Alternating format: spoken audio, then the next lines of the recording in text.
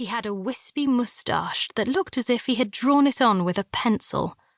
He had sloping shoulders and a sunken chest. A pair of huge and clumsy feet sat at the end of his short, fat legs. Nicola didn't get what her mother saw in Mick. As far as she could judge, the woman needed both a new pair of glasses and a turbocharged hearing aid. Mick downed the last of his drink and rubbed his belly. Then he looked down at Nicola and burped. A warm smell of cheese, sweet mustard, and salami crept into Nicola's nose and made her nauseous. She turned her head away. "Oops," Mick said. "Pardon me, young lady." The apology wasn't seriously meant, and Nicola knew it. Mick was only teasing, as always. A moment later, he burped again. "Pardon me for being rude. It wasn't me. It was my... Oops." And another. "Sorry, gal. Can't stop it. Don't know what's wrong with me." "Seek help," Nicola muttered. Mick gave her a pat on the back, which almost threw her off balance.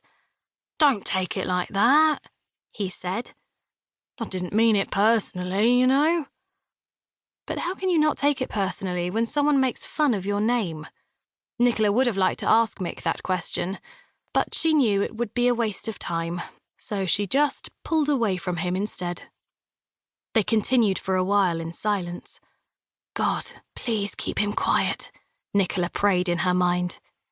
Then she noticed some brick buildings to their right, on the other side of a field and a few hedges. It looked like an old factory. The buildings were red and had tall chimneys. Around them was a high wall with long coils of barbed wire running along the top. Nicola would have preferred not to break the silence, but the sight of the old buildings made her curious. She simply had to ask, "Is that an old factory over there?" "It's the Child Correction Centre," Mick said.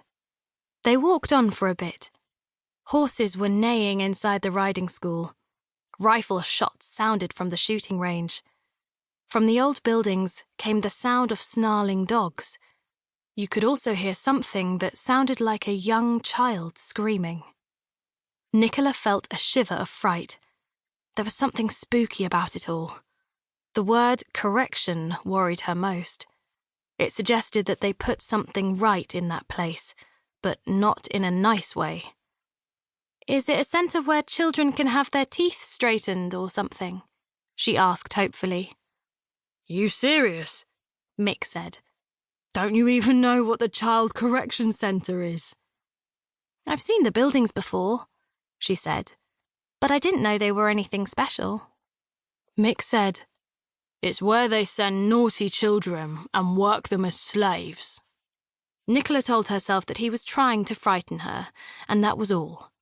Like the time when he sneaked into her room in the middle of the night wearing a huge crocodile's head, or the time he poured ketchup on a kitchen knife and jumped around the house, screaming that he had cut off his finger.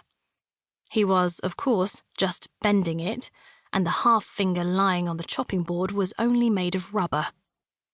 But it was impossible to see because of all the ketchup, and, at the time, Nicola had only known him a little bit. She hadn't known he was always like that.